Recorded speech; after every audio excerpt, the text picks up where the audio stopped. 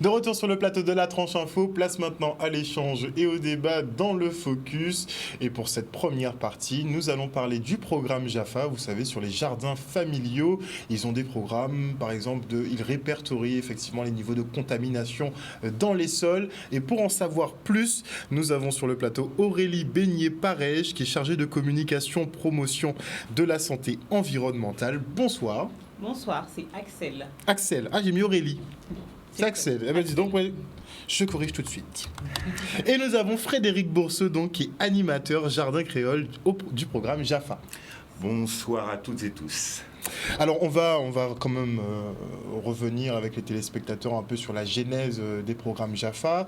On s'est aperçu effectivement que nos sols sont pollués, nos nappes phréatiques sont polluées, mais il y a toujours la problématique de pouvoir et de devoir continuer à cultiver pour se nourrir. Et donc, vous intervenez pour aider les Guadeloupéens à savoir ce qu'ils font. Oui, c'est une belle entrée en matière. Donc, le programme JAFA est mis en œuvre par l'IREPS depuis maintenant un peu plus de 10 ans, donc sur le territoire. Et c'est bien ça, on va dire que notre objectif principal, c'est vraiment de permettre une réduction de l'exposition de la population, plus particulièrement des autoconsommateurs. Je vous expliquerai un peu tout à l'heure qu'est-ce qu'on appelle autoconsommateur, à la chlordécone. Donc, c'est un programme de prévention, on peut dire un programme de santé publique, oui. Quels sont les volets, justement, que vous couvrez? C'est de la détection, du repérage? En quoi ça consiste? Alors, le programme JAFA donc, est à la portée de l'ensemble de la population. On va tout simplement analyser le sol. Ça, c'est l'action, on va dire, la plus visible que nous menons. Donc, nous allons chez les particuliers et nous réalisons des analyses de sol. Mais ce qui fait la particularité du programme, c'est de se dire que la détection de la chlordécone, ce n'est pas la fin du jardin. Donc, on va accompagner les foyers qui font cette démarche-là afin de les conseiller et pour qu'ils puissent en fait continuer à s'alimenter de leur jardin sans pour autant se contaminer. Voilà. Alors, en quoi ça consiste d'un point de vue pratique ? Donc les particuliers, en général, nous appellent. Alors c'est de toute la Guadeloupe, on a des demandes aussi de Marie-Galante.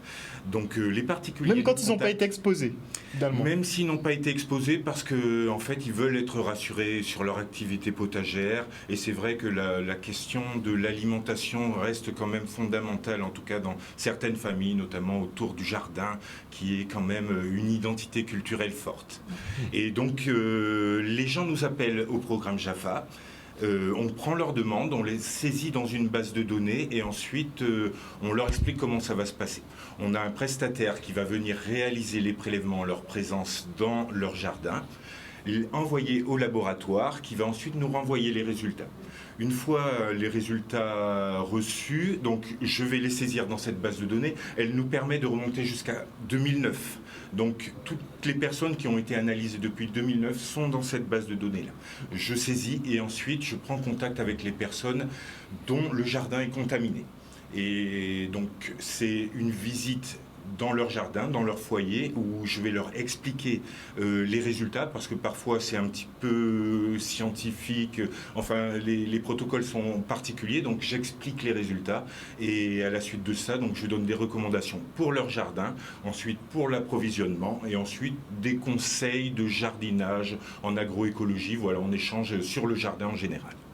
Mais la chlordécone peut être localisée sur des étendues, mais ça peut être, je sais pas, des petites traces par-ci, par-là. Donc, est-ce que vous faites beaucoup de prélèvements sur les surfaces ? Oui, il y a un protocole qui est établi qui fait que le préleveur va venir, donc nous, le maximum, c'est 5000 m², le minimum, c'est 50 m².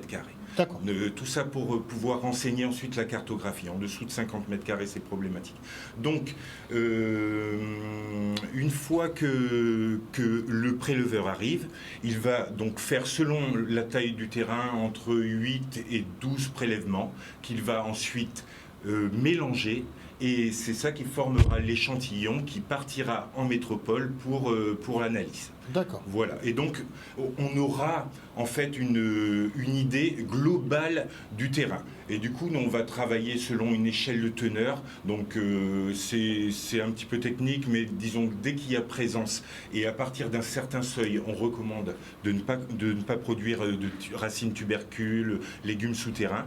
Et à partir d'autres niveaux, on recommande aussi les poules, le giromont. Mais en général, ça se passe très bien parce que les gens ont quand même une connaissance du chlordécone. Alors parfois il y a quelques clichés qu'il faut simplement détricoter, mais dans la connexion qu'on a avec la population, globalement c'est des gens assez renseignés et donc avec qui on peut discuter et donner donc on a déjà recommandations. assimilé la notion de ce qu'on peut planter, si ça doit être hors sol, en sol ou pas. Voilà, exactement. En général, les gens simplifient en disant ben voilà tout ce qui est dans le sol et tout ce qui est hors du sol. Donc effectivement, après moi j'apporte des précisions en termes de teneur de chlordécone dans le sol. Et donc ça permet de corréler la contamination de leur sol avec ce qu'ils pourront en fait mettre en place dans leur jardin. Mais il y a des cultures dans tous les cas qui sont plus adaptées à ce type de sol justement. Alors ça dépend des endroits. Ça dépend des endroits. Alors comme on va un petit peu partout en Guadeloupe, on sait que globalement le croissant bananier est un endroit qui est reconnu comme avoir plus fort taux, beaucoup de bananes, voilà, plus de risques parce qu'il y a eu beaucoup de bananes et du coup on sait que cette population elle est un peu plus à risque. Du coup les recommandations ne sont pas d'arrêter des productions comme ça, mais de trouver simplement des solutions qui permettront de maintenir la culture du jardin dans la famille, dans le foyer. Et est-ce qu'on travaille justement à des techniques de dépollution? Est-ce qu'on a de bonnes avancées à ce niveau? Alors, juste avant de continuer, il y a quelque chose qui est assez marquant dans ce que mon collègue dit. On a observé aussi qu'il y a quand même, au niveau de la compréhension de la problématique, il y a quand même encore quelques informations qui ne sont pas encore bien appréhendées. Donc, notamment la vigilance sur les poules et le petit élevage. Donc souvent, les personnes se posent la question de la pollution de leur terrain et vont tout de suite penser aux madères, aux ignames, mais ne savent pas en fait que les poules et les œufs peuvent être contaminés. Donc je tenais à revenir là-dessus, que dès lors qu'on a un sol qui a même une faible contamination, les poules aussi, puisqu'elles passent beaucoup de temps à se nourrir du sol, à gratter, et qu'elles vont éliminer en fait la chlordécone qu'elles vont ingérer, elles vont l'éliminer à travers leurs fientes et leurs œufs. Donc en fait, elles se contaminent très vite, et même quand il y a une très faible teneur sur le terrain. Et ça, c'est quelque chose qu'on essaie de diffuser de plus en plus pour dire, effectivement, des fois, je vous avais posé la question de savoir est-ce qu'il y a des fois on trouve des traces. Alors oui, on trouve des traces, mais même quand il y a des traces, ça peut être intéressant, ou même quand le risque est un peu plus faible, ça peut être intéressant si on a un poulailler, ou si on a des cabris, en tout cas si on a un petit élevage, si on a des cochons, de faire l'analyse de sol pour voir justement avec mon collègue Frédéric qu'est-ce qu'on peut mettre en place. Et donc je vais le laisser répondre sur la question de la dépollution, parce que voilà, qu'est-ce qu'on peut faire quand on a cette situation-là. Alors, comme une grande partie des Guadeloupéennes et des Guadeloupéens le savent déjà, malheureusement, cette pollution est là pour plusieurs années. Et donc, pour le moment, la recherche avance. La recherche a bien évolué. Je sais qu'au niveau de l'Université des Antilles et Madame Gaspard, il y a un travail pour travailler sur des bactéries qui disons, casserait un petit peu la molécule de chlordécone. Alors, il y a des recherches là-dessus. On parle beaucoup de plantes, de chanvre, de vétiver qui seraient aussi capables. La Martinique avait mis en place des essais. Malheureusement, on n'a pas de résultats probants d'une dépollution rapide par phytoremédiation, ça veut dire par les végétaux. Donc, pour le moment, c'est un statu quo concernant le chlordécone dans les sols. Mais est-ce que les familles peuvent porter leur contribution finalement et faire des petites expériences dans leur jardin? Tout à fait. Alors, ce qu'il faut savoir, c'est que nous avons pas mal de questions. Par exemple, les gens se disent, est-ce que quand je fais un TPI, tout simplement, est-ce que mon thé, il peut être contaminé? Donc, il y a des éléments sur lesquels, en fait, on a encore à apporter de la connaissance scientifique. Et donc, parmi les projets qui sont portés dans ces années-là à venir par le programme JAFA, il y a effectivement de chercher plus sur des alternatives. Et nous pensons que, justement, la population, les citoyens ont des fois des expérimentations sur leur terrain qui peuvent aussi, dont ils peuvent nous faire part et qu'on pourrait vérifier. Donc on a eu vent par exemple d'une dame qui plante sa patate douce dans du sable. C'est un exemple. Et puisque, se disant peut-être que si le sol est pollué, elle fait un apport de sable et qu'elle peut avoir un rendement intéressant et ainsi préserver sa santé. Alors c'est des choses qu'il faudrait vérifier. Justement. Donc nous sommes à l'écoute de ce type d'expérimentation et nous pouvons en tout cas tenter d'aller vérifier de façon scientifique toutes ces démarches d'intelligence qu'on peut avoir au niveau collectif en fait en Guadeloupe. Et il y a d'autres choses. Certaines personnes construisent des poulaillers à leur façon. On a aussi nous testé, mais c'est quelque chose qui n'est pas encore abouti, de la culture sur des buts. Donc des buts de lasagne. Donc il y a plein de choses qu'on peut, si vous voulez, expérimenter pour trouver, alors pas des solutions forcément de dépollution immédiate des sols, mais pour en tout cas être en mesure de continuer à vivre avec et du moins avoir plus d'alternatives à proposer dans les jardins en fait.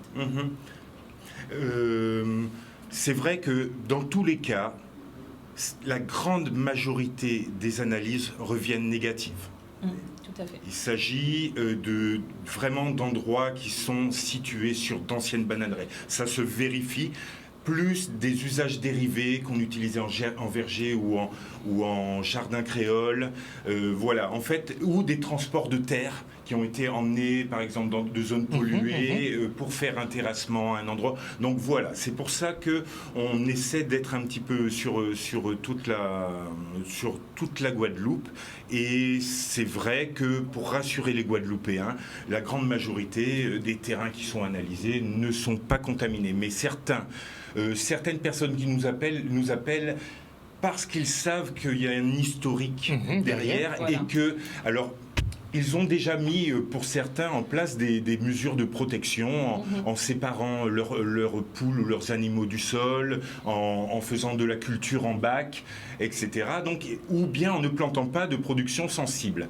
Et du coup, j'ai déjà été dans des foyers où les résultats étaient très importants, mais où la personne avait déjà mis en place une mesure de protection, où elle avait planté des arbres fruitiers, elle avait du fruit à pain, elle avait des poyors, elle avait mis quelques plantes médicinales en bac au cas où. Donc c'est vrai qu'on vient conforter en fait les gens. Cette information qu'on leur apporte leur permet maintenant de se positionner en termes de chlordécone et d'avoir les leviers qui leur permettent de limiter leur exposition à ce polluant. Et comment circule cette pollution? Parce qu'on sait que c'est dans les sols, mais est-ce que vous expliquez aussi les mécanismes de circulation de la pollution? On parlait de nappes phréatiques touchées, par exemple. Alors, effectivement, on a une première partie quand je me déplace sur le jardin donc individuel du foyer, mais ensuite on va parler d'approvisionnement. On va voir à peu près autour du foyer quelles sont les sources d'approvisionnement et est-ce que la personne a confiance ou pas. Voilà, sachant que effectivement dans les schémas structurés de l'agriculture guadeloupéenne, aujourd'hui les producteurs ont fait leurs analyses et peuvent vous garantir une qualité de leur production. Les problématiques sont souvent au niveau du voisinage, des échanges, où en fait le voisin, c'est pas qu'ils ont empoisonné, mais il cabao de bon cœur, on tisi en jaune, etc. Donc il y a des précautions à prendre pour limiter son exposition. Et effectivement, je dis pas de refuser l'igname jaune, mais par exemple des petites mesurettes qu'on avait pris dès le départ pour Jaffa, ça veut dire de bien laver son igname, de faire un épluchage gras pour éviter justement d'avoir une concentration de chlordécone. Donc il y a tout un tas de petits mécanismes qu'on peut mettre en place, des petits leviers qu'on peut mettre soi-même en place pour se protéger. Il y a un autre gros volet, c'est le volet des professionnels de la pêche et des consommateurs aussi de poissons, puisqu'on sensibilise justement à la consommation de ce type de denrées par rapport à une pollution qui serait effective dans l'eau. Mais ça laisse beaucoup de personnes perplexes sur le fait que l'eau, c'est quand même mouvant, les fluides se déplacent, et on ne comprend pas qu'on puisse nous dire des poissons sont contaminés, puisqu'on les voit se déplacer, on voit mal comment ils pourraient l'être. Tout à fait. C'est une incompréhension qui est tout à fait compréhensible, en fait. Et c'est pour ça que quand on parle de chlordécone, c'est important d'apporter vraiment de la connaissance. Voilà. Parce que c'est quelque chose d'assez particulier. Alors, plusieurs personnes se disent, bon, d'abord, la chlordécone, si on comprend bien, elle a été utilisée pour lutter contre le charançon dans les bananeraies de 72 à 93. Et aujourd'hui, on me dit de ne pas manger mon poisson. C'est quoi l'intox, quoi? Est-ce que c'est pour m'empêcher de manger mes produits locaux? Est-ce qu'on est en train d'essayer de me priver d'un accès fondamental? Et donc, c'est une question qu'on trouve vraiment légitime et que nous-mêmes, nous avons voulu nous poser pour pouvoir mieux répondre à cela. Alors, quand la chlordécone, elle est dans le sol, c'est vrai, mais elle passe du sol à la nappe phréatique, de la nappe phréatique à la rivière et de la rivière à la mer. Et là, ce qu'on observe, c'est que au large, donc sur le littoral en fait du croissant bananier, donc le croissant bananier, on va dire c'est grosso modo vieux habitants à Goyave. Dans cet espace-là, littoral, il y a plus de, si vous voulez, la pollution elle est plus importante. Alors, comment ça se traduit concrètement? Le poisson, en fait, les espèces aquatiques ont des comportements. Je ne vais pas retrouver les mêmes espèces au littoral qu'au large. Tout simplement, bon, les pêcheurs le savent, je ne pêche pas la dorade là où je vais pêcher du poisson nasse et je ne prends pas une langouste au même endroit. Voilà. Alors, donc, les espèces aquatiques vont se contaminer soit parce qu'elles vont manger un poisson qui est contaminé, soit parce qu'elles vont baigner, en fait, dans une eau qui est contaminée. Donc, quand je suis proche de la côte, vraiment du littoral bananier, j'ai envie de dire, et que je pêche, je suis directement dans une eau qui est polluée et le poisson qui baigne dedans, il est aussi pollué. Même s'il n'a pas baigné très longtemps, il est pollué. Il est aussi contaminé, excusez-moi. Et c'est ce qui explique cela. Par contre, ces poissons-là, c'est vrai que le poisson va se déplacer, mais c'est pas vrai que, si vous voulez, il y a pas mal d'espèces qui restent dans le même espace. J'essaye d'expliquer assez simplement. Et donc, plus je vais aller au large, moins les espèces vont être contaminées. Ceci dit, c'est quelque chose que nous, on a recherché et on voit que donc la proximité à la côte qui est polluée va expliquer la contamination de pas mal d'espèces. Mais ça n'explique pas tout. C'est-à-dire que je n'ai pas forcément un risque zéro. Ça veut dire que je peux des fois pêcher une dorade qui va être plus loin et qui va être contaminée. Mais je vais vraiment, pour le moment, c'est ce qu'on a trouvé, réduire mon risque dès lors que je vais respecter quand même cet espace-là. Donc il existe des zones d'interdiction de pêche, vraiment malheureusement, mais qui, pour le moment, semble en tout cas permettre de diminuer une forme d'exposition et on aimerait bien qu'il y ait d'autres solutions. Alors la charge effectivement aux autorités d'aller plus loin dans les solutions qu'ils proposent tant aux pêcheurs qu'aux particuliers. Parce qu'ils en ont besoin. Effectivement, les pêcheurs ont été très impactés et les pêcheurs se sont organisés. Les pêcheurs ont dû débourser, changer des habitudes, aller plus loin. Aujourd'hui, on sait qu'à travers leur macaron, ils s'engagent à respecter cela. L'intérêt, c'est d'aller vers un pêcheur qui est professionnel, qui au moins est au courant des zones d'interdiction de pêche. Même si vous avez un pêcheur qui est sur la zone de bananier, il peut très bien être sur cette zone, mais il est au courant, donc il va souvent faire l'effort, il va payer plus de carburant, il ira plus loin, il va aussi aller vers un deuxième port d'attache, mais tout ça pour que vous ayez un poisson qui soit de qualité. Voilà. On pourra toujours avoir de la concurrence déloyale pour eux quand même. Bon. C'est ça. Parce qu'en termes de contrôle, C'est Alors, pas encore ça, hein. Qu'est-ce que ça veut dire en termes de contrôle? Justement, on en parlait sur les étals, par exemple. Moi, je suis consommateur. Moi, je ne sais pas qui est marin-pêcheur, qui est professionnel finalement, qui a été au large, qui n'a pas pêché dans telle ou telle zone. Moi, je suis un consommateur, je ne suis pas au courant de tout ça. Comment je fais pour savoir? Alors voilà, mais c'est l'intérêt d'avoir des émissions comme ça, comme on a aujourd'hui. C'est vrai qu'il faut absolument plus informer. C'est vrai que le macaron, c'est un outil qu'ils utilisent pour garantir en fait de la qualité du poisson. Ce n'est pas que sur la chlordécone, mais aussi il existe en fait des contrôles. Donc il y a des plans de contrôle et des plans de surveillance. Il y a des contrôles qui sont aléatoires, qui sont tant au niveau de la commercialisation que des étals. Et ça, ce n'est pas un travail qui est fait que sur le poisson, c'est un travail qui est fait aussi sur les denrées alimentaires. Donc oui, les Guadeloupéens d'ailleurs ont accès à ces données-là pour savoir est-ce que c'est suffisamment contrôlé, quels sont les résultats de ces plans de contrôle. Mais d'une façon générale, ce qu'on observe, c'est que l'exposition de l'ensemble de la population, au fil des années, elle a baissé. Ça veut dire que même s'il y a certainement une marge de progression, il y a quand même des mesures qui ont porté des fruits. Si on veut être assez équilibré dans le constat. Voilà. Donc on progresse. Ça, on avance plutôt bien. On avance en termes de réduction de l'exposition de la population. Il faut savoir qu'on s'expose principalement par voie alimentaire.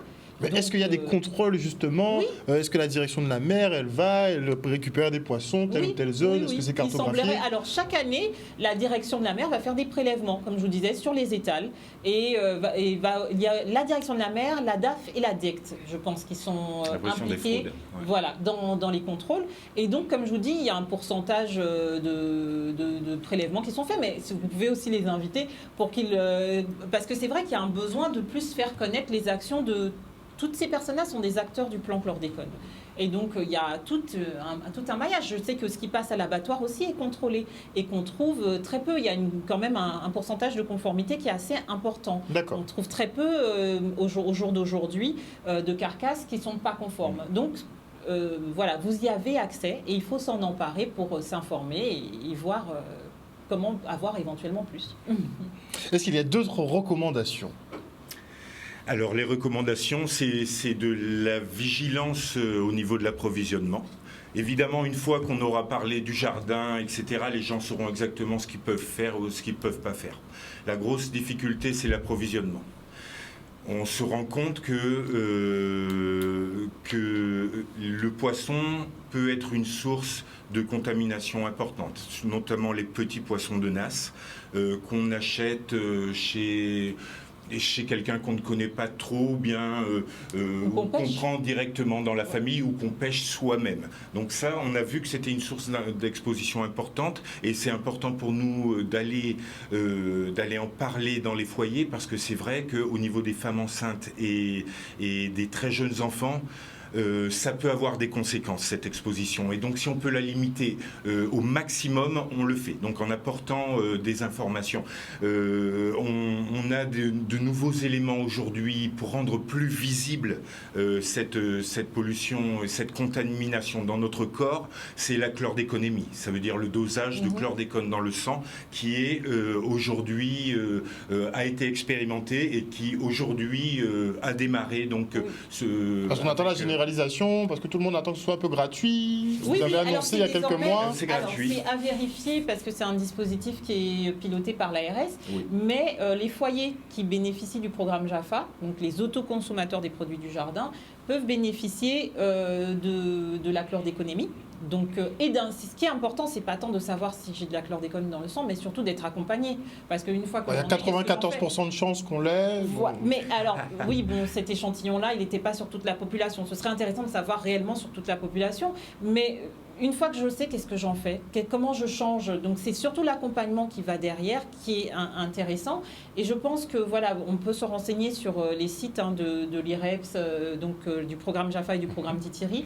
Il y a des publics qui sont des publics, on va dire, vulnérables, donc comme les femmes enceintes, qui peuvent aussi bénéficier de cette chlordéconémie. Voilà. Parce que beaucoup attendent. Hein. Pardon ? Je pense que tout le monde attend. Hein. Sur la chlordéconémie, je pense que tout le monde attend. Comme ça, au moins, on sera tous fixés. Un peu comme ce que vous permettez avec l'étude des sols. Ce qui est pratique, c'est que dès l'instant où on va trouver des niveaux de chlordécone, des dosages importants à un moment donné, Évidemment, ce n'est pas à vie. C'est à ce moment-là où vous avez pris la prise de sang, on sait combien vous aviez de chlordécone. Mais c'est vrai que ce travail qu'on réalise dans le cadre du programme JAFA avec l'IREPS, c'est clairement pour permettre aux gens de trouver les moyens de se décontaminer petit à petit. Ouais. Mais justement, on pourrait corréler les études. Tout à fait. Je pense que c'est ce qui est en train de se faire avec les partenaires. Si vous êtes bénéficiaire du programme JAFA, vous pouvez potentiellement bénéficier aussi de la chlordéconomie. Donc c'est ce qui est en train d'être fait et c'est ce qui est intéressant parce que ce que je vous disais, c'est que si vous apprenez que vous avez de la chlordécone dans le sang, encore faut-il savoir ça vient de quelle habitude alimentaire vous ça mangez. pourrait permettre de les cibler, ça les vient de mon isoler. jardin. Voilà. Donc c'est intéressant, puisqu'on peut se décontaminer, de pouvoir un peu cibler notre source d'exposition. Et c'est ça qu'il faut retenir, qu'on peut se décontaminer, que le corps humain se décontamine au bout d'un certain temps. Et donc, dès lors que je suis outillée pour pouvoir changer certaines habitudes alimentaires, peut-être que potentiellement, je peux arriver à me débarrasser de cette exposition. Puisque fatalement, on doit toujours en ingurgiter des doses, même si elles sont infinitésimales. Mais dans tous les cas, on peut être exposé, on peut avoir des résidus. Mais l'idée, ce serait effectivement de bien cibler tout ce qu'on mange, de façon à pouvoir nous-mêmes réguler nos taux de chlordécone, voire les annuler. On n'est pas tous égaux dans l'exposition. Il faut quand même savoir que, c'est pour ça qu'on travaille sur les autoconsommateurs, il faut quand même savoir qu'avec ce qu'on vous a présenté, donc, le risque il n'est pas le même sur l'ensemble du territoire et le risque il n'est pas le même en fonction de nos habitudes alimentaires. Ce qui est fondamental pour nous, c'est les personnes qui mangent, qui s'approvisionnent de leur jardin, sont des personnes qui ont des habitudes alimentaires qui sont très intéressantes.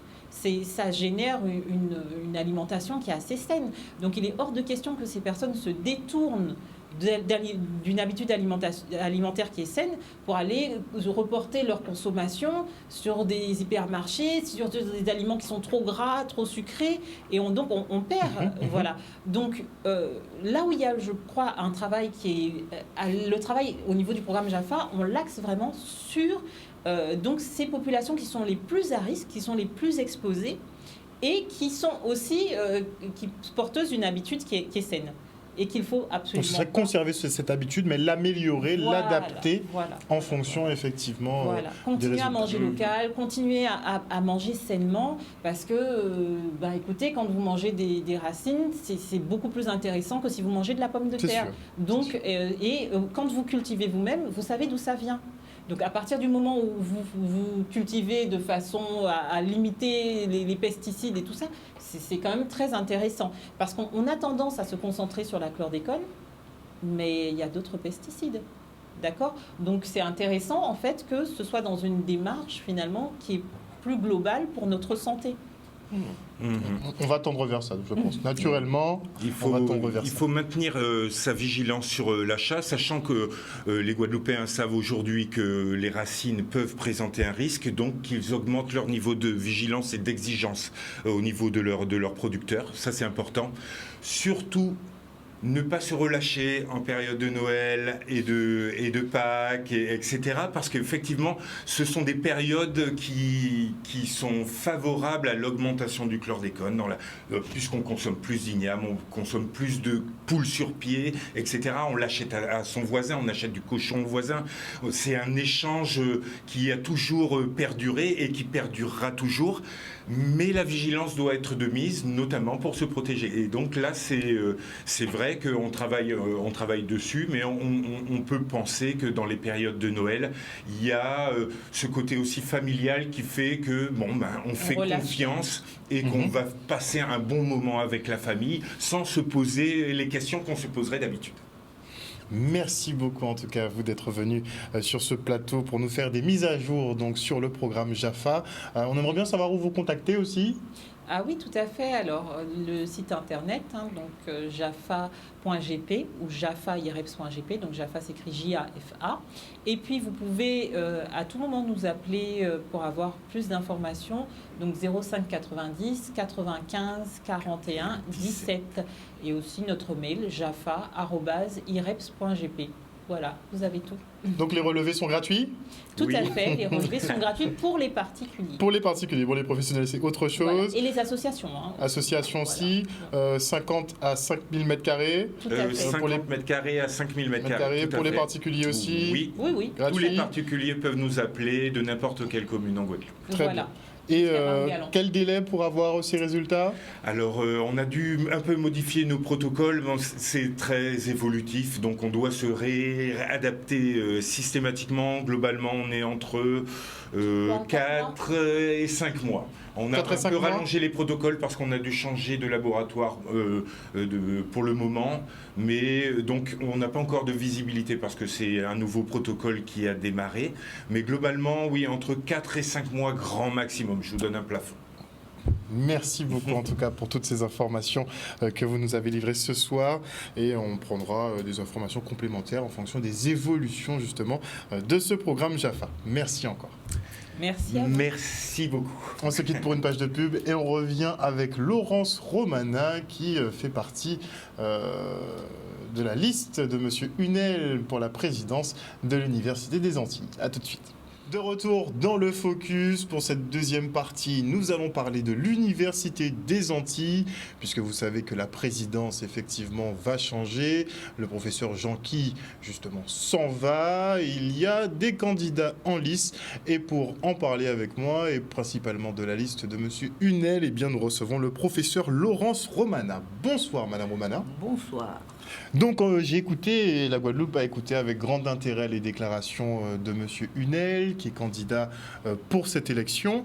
On sent bien qu'il y a une tension, sous-jacente à l'université, voire peut-être deux clans, les gestionnaires finalement et les autres. Il a été très direct dans ses déclarations sur ce qu'il veut changer dans l'université, sur ce mode de gestion qui est pyramidal finalement et dont les règles sont changées en fonction, n'est-ce pas, des intérêts de chacun.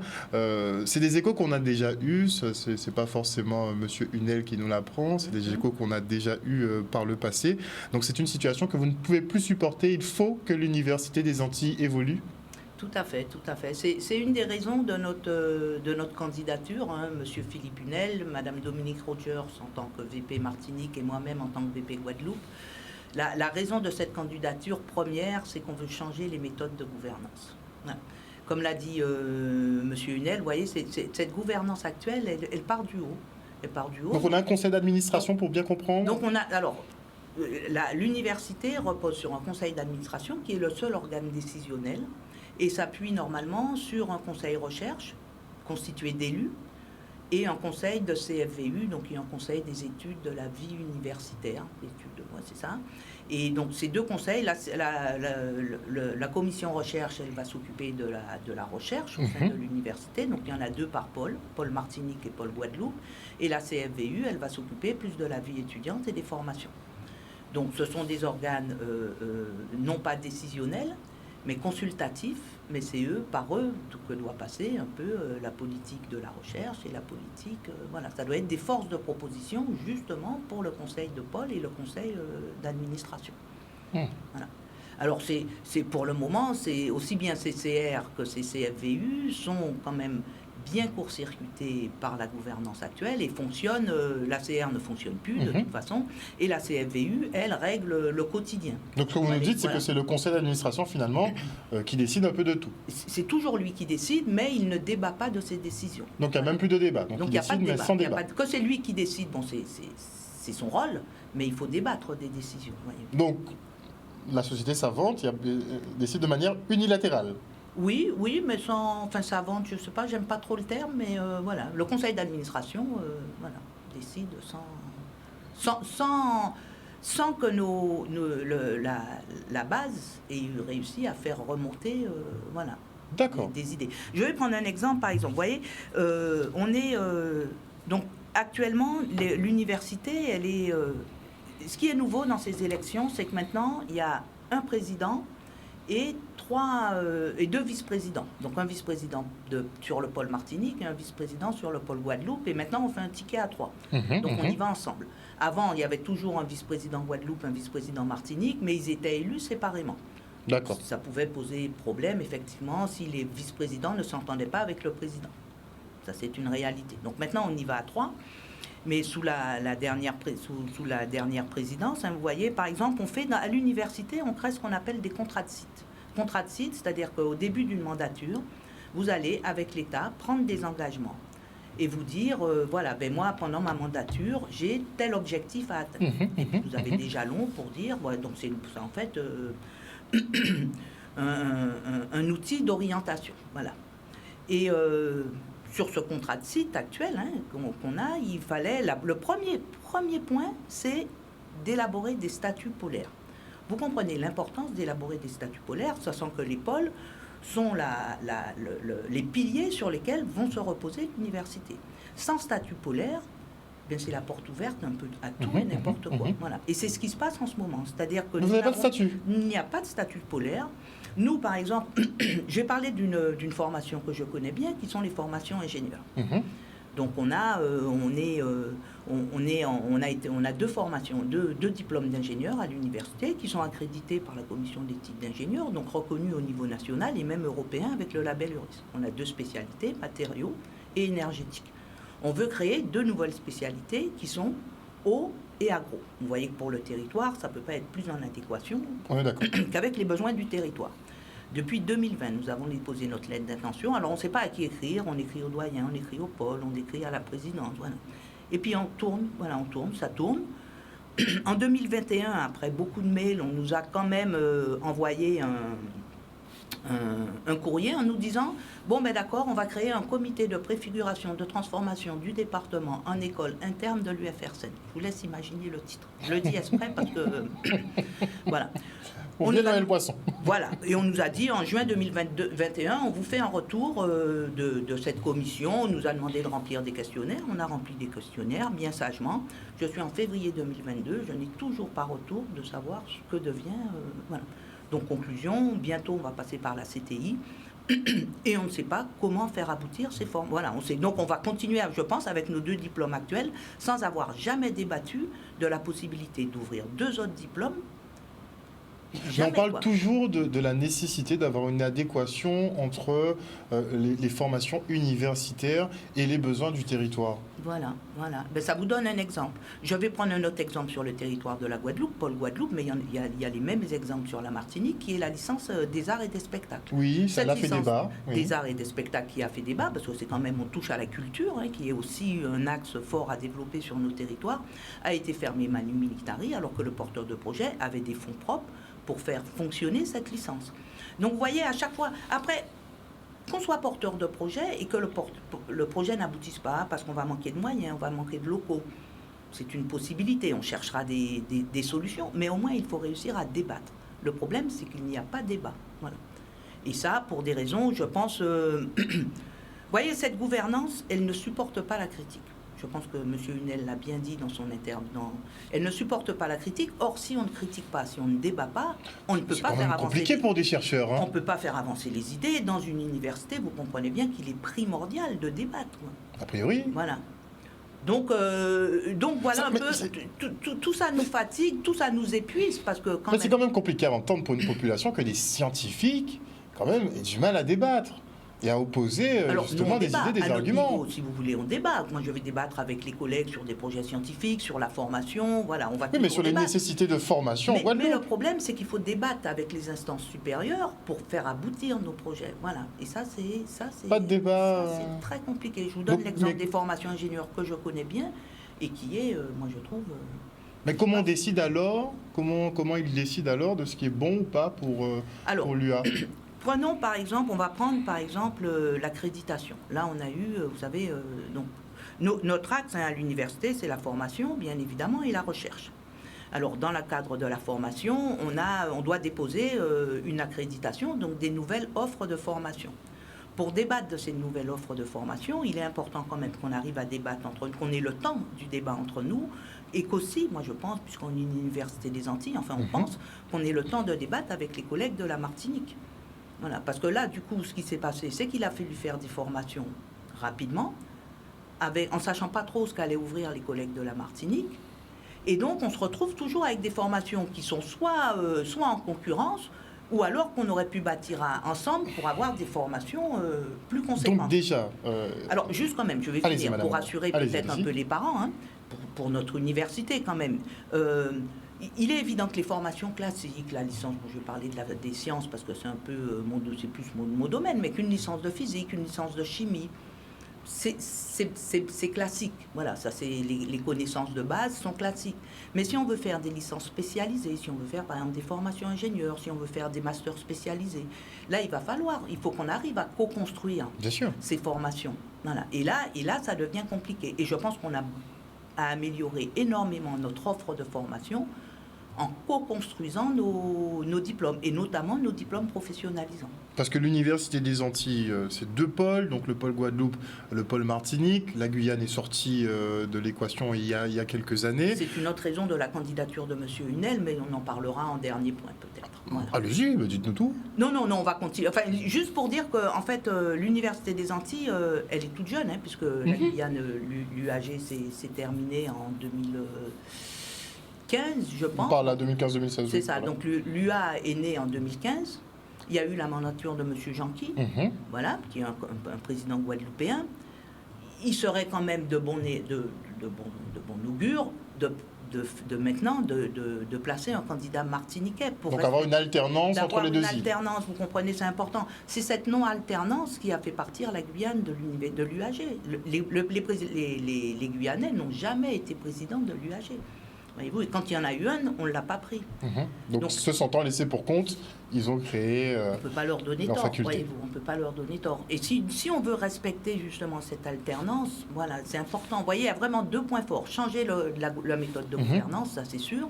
Et puis aussi, comme M. Hunel est martiniquais, et bien aussi en profiter pour respecter l'alternance. Voilà. Donc vous faites une pierre deux coups, respectez cette alternance. Voilà. Vous avez Madame Rogers aussi qui est... Oui, elle est VP Martinique. VP Martinique. Donc bien évidemment, voilà. Donc l'alternance... Donc ça tourne, hein, voilà, un coup, toujours un VP Guadeloupe, un VP Martinique. Donc, déjà vous êtes pour respecter les règles de base. De base. Alors c'est des règles de bonne intelligence. Voyez-vous, c'est pas... Alors tout le monde nous dit c'est anti-institutionnel, ça peut pas être dans la loi, c'est sûr. Mais voilà, nous on a eu nos statuts sont très particuliers. Nos statuts, alors qu'un président d'université en France peut être élu pour 4 ans renouvelables, nous le nôtre, il est élu pour 5 ans non renouvelables. Et l'idée du législateur derrière tout ça, c'était de justement permettre l'alternance. Faciliter cette alternance. Ça paraît quand même... Donc c'est bien de respecter les règles. Moi j'ai entendu, hein, j'ai vu un petit peu sur Facebook et puis les échos que la Martinique commence un peu à se rebeller un petit peu avec les élus. Nous n'avons aucune envie de revivre ce qui s'est passé en 2014, à savoir est-ce qu'on veut l'université de la Guadeloupe, l'université de la Martinique. Voilà. On aimerait bien travailler dans une université apaisée, ça serait bien. Voilà. Mais ce serait bien, surtout qu'on a quand même du mal à comprendre que ce ne soit pas déjà le cas, finalement, puisque les 2 pôles cohabitent depuis toujours. Et je peux vous dire qu'avec les collègues martiniquais, enfin, à notre niveau, nous n'avons aucun problème. Donc au niveau des collègues chercheurs, ça va. C'est encore au niveau décisionnel qu'il y a des chamailleries. Que ça se chamaille, hélas. Et c'est ça qu'on veut changer. Voyez-vous, dans notre candidature, nous on veut une gouvernance universitaire participative. Ça veut dire quoi cette gouvernance universitaire participative? Ça veut dire que par exemple l'université qui a un contrat de site qu'elle doit mettre en place, la présidence doit mettre en place ce contrat de site en début de mandature, que ce contrat de site soit élaboré avec l'ensemble de la communauté. D'accord. Étudiants compris? Étudiants compris, bien sûr. Vous savez, donc si M. Max Dorville m'entend, je lui ferai un petit coucou, parce que quand je suis arrivé ici, il y a 30 ans, quand j'ai pris... j'étais à l'UFM des Antilles et de la Guyane. Et à un moment, M. Dorville a été le directeur de l'UFM. Et il avait cette méthode de gouvernance pour créer son contrat d'établissement. Il arrêtait l'établissement pendant 3 jours. Pendant 3 jours, on faisait des ateliers, que ce soit les enseignants-chercheurs, personnel administratif, étudiants. Il y avait différents ateliers, tout le monde prenait part aux ateliers. Et ensuite, de là émergeait, il y avait déjà des grandes lignes directrices, bien évidemment, mais de là émergeait ensuite un projet. Et l'avantage, c'est que chacun pouvait apporter sa pierre à l'édifice. Et surtout, le gros avantage que j'y vois, c'est que tout le monde avait pris corps avec ce contrat d'établissement. Et si vous voulez avancer... Vous savez, c'est l'adage, un seul on va plus vite, mais ensemble on va plus loin. Et si vous voulez avancer, mais il faut qu'on ait ce travail collectif à mener ensemble. Donc vous serez plus sur un management participatif, délégatif. Complètement. Voilà. Sans discrimination en fonction des filières. Sans discrimination en fonction des filières, ça sera des décisions collectives, voyez-vous. Mais est-ce que tout le monde est prêt à ça? Eh bien, Parce que c'est quand même le conseil d'administration qui doit décider. Oui, mais ça Vous remontera. voulez amener un vent nouveau, une tempête nouvelle, puisqu'il faudra balayer un peu les vieilles habitudes. Comment Non, ça mais va passer? Je pense que ça passera parce que ce qu'on présentera au conseil d'administration sera l'émanation de cette décision collective. Donc le conseil d'administration, il se décidera sur ce programme collectif. Est-ce qu'il y a beaucoup de candidats et d'autres programmes justement en lice? Non, il y en a que... On n'a pas entendu deux? Non, il y en a deux, là, ça y est, là, donc il y a M. Geoffroy en tant que candidat à la présidence Guadeloupe, enfin université, mais candidat guadeloupéen. Il y a Jean-Alexis pour le VP Pôle Guadeloupe et M. Maniry pour le VP Pôle Martinique. Voilà, donc il y a deux listes. Et alors eux sont quand même l'émanation de la gouvernance passée. M. Geoffroy était le VPCA, donc le VPCA, celui qui est en dessous du président, enfin qui est à côté, le bras droit du président. Voilà, donc ce sera un renouvellement. On ne peut pas trop attendre de changement de cette équipe-là. Voilà. On serait très surpris, hein, mais bon. Qu'en dit la communauté universitaire dans son ensemble sur votre candidature? Je pense que vous avez déjà un petit peu sondé les cœurs un peu partout. Oui. Vous savez, moi, je pense qu'on a le soutien je suis sûre qu'on a le soutien des personnels universitaires, des personnels administratifs aussi, qui souffrent beaucoup de cette politique qui est dans le sens descendant, hein, parce que c'est une politique qui est aussi un peu dictatoriale. Vous avez dit pyramidale. Monsieur Nel disait pyramidale. Pyramidale, mais où si jamais vous n'exécutez pas, vous allez être mis... On a des cadres A quand même, hein, c'est important, des cadres A, hein, qui sont mis au placard, qui sont obligés de partir. Au sein de notre université, du conseil... de notre conseil, je voulais dire la Maison Blanche, mais c'est pas la Maison Blanche, c'est une mauvaise appellation. Enfin, des locaux de l'université, la tête, tout le monde tourne, quoi. C'est-à-dire que, par exemple, là, on n'a pas de directeur des ressources, de la gestion des services. Donc, on en a un adjoint. On n'a pas eu pendant longtemps d'agent comptable. Là, je viens d'apprendre ce matin en appelant qu'on n'avait plus de directeur des affaires juridiques. Donc, mais parce que je pense que les gens sont fatigués de cette méthode de management. Donc ça tourne. Et quand ça tourne comme ça à la tête, voyez-vous, après, pour établir des procédures qui sont fiables, qui sont fixes, parce que chaque personne qui vient met des nouvelles procédures, et le temps que ça descende à la base, à chaque fois on vous dit il faut faire A, après il faut faire B, donc tout ça, il faut que ça s'arrête. Voilà, il faut vraiment que ça s'arrête, et il faut mettre tout le monde au centre du dispositif. Voilà, il n'y a pas de tête pensante. Voilà. Nous, si on va à la présidence, c'est pas pour penser à la place des collègues, bien évidemment, c'est pour mettre les intelligences ensemble, faire émerger des projets, et charge à nous, après, de porter ces projets-là, de trouver des financements, enfin voilà, on va conduire le bateau, si vous voulez, si vous êtes président VP Pôle, c'est ça votre rôle, c'est de conduire le bateau, mais c'est pas nous qui allons... on va conduire sous l'impulsion des collègues, voilà. Donc avec vous à la tête de l'UA, on verrait quoi de fondamentalement, radicalement changé, des nouvelles formations qui pourraient émerger, ce serait quoi en fait? Alors, des nouvelles formes. Mais alors, c'est ça, voyez-vous, le travail collectif, il vient de là. Si jamais on veut réunir, moi, je ne peux pas vous dire, ben voilà, on va ouvrir en histoire, par exemple, la collègue VP Martinique est historienne, je ne peux pas dire en histoire, on va ouvrir une formation sur l'histoire moderne, l'histoire ancienne, et moi, je ne suis pas qualifiée pour ça. Donc, mettons-nous ensemble, voyons ce qu'on est capable de faire. Et c'est comme ça qu'on fera émerger des projets. Nous, ce qu'on veut, évidemment, c'est une gouvernance participative, ça c'est sûr. On veut le respect des élus, que les conseils fonctionnent comme il veut. On veut qu'entre le pôle Guadeloupe, le pôle Martinique et la présidence, il y ait des réunions une fois par semaine, de façon à ne pas se disperser et à ne pas s'éloigner les uns des autres.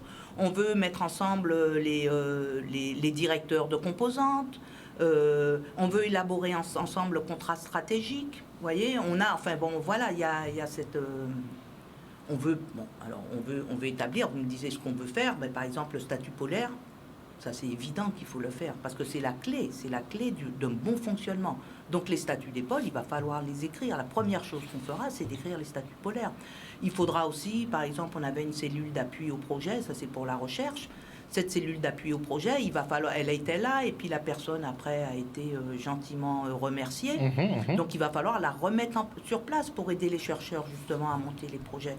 Il va falloir faire vivre ce qu'on appelle la politique de site. La politique de site, c'est vous savez, à un moment, au début de cette mandature, on s'est tous réunis pour réfléchir avec les acteurs du territoire, avec les chercheurs de l'université, des différents laboratoires, avec les organismes de recherche, pour voir un petit peu ce qu'on pouvait mettre ensemble, qui partait de la recherche, de l'innovation jusqu'au transfert. Et définir comme ça des voies, donc ça aide avec des acteurs socio-économiques, donc ça aide évidemment à développer le territoire. Et ça met la recherche au service du territoire.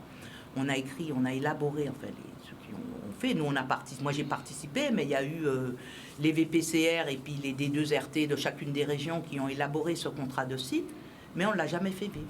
Voilà. Donc il est resté là. Donc il y a plein, enfin, de la bonne volonté, on en a plein. Ce qu'il faut, c'est vraiment faire vivre cette université, voilà, et impulser le mouvement. Voilà. Eh bien, si un jour, effectivement, donc peut-être lundi, puisque lundi, voilà, ça va tomber lundi, le 14. Voilà. Si vous êtes élu donc à la tête de l'université, on ne manquera pas effectivement d'être dans votre dos pour constater les évolutions promises. Hein. Il faut, c'est très important. Vous avez tout à fait raison. De toute façon, les collègues seront là pour nous dire. Il faut qu'on passe en ère de contrôle dans ce pays parce qu'on ne fait que déléguer des responsabilités et on n'a pas de résultat. C'est important, c'est important. Ah ben si vous êtes déjà d'accord avec le principe, on va pouvoir s'entendre. Merci beaucoup Madame Romana en tout cas d'être venue nous éclairer sur la candidature donc de Monsieur Hunel, de Madame Rogers et de vous-même pour la tête effectivement du pôle universitaire Antilles. Merci beaucoup. Merci bien. Voilà, chers téléspectateurs, nous sommes arrivés au terme de ce focus. On se retrouve demain pour une nouvelle édition. Prenez soin de vous et de vos proches. Bisous, bisous tout le monde.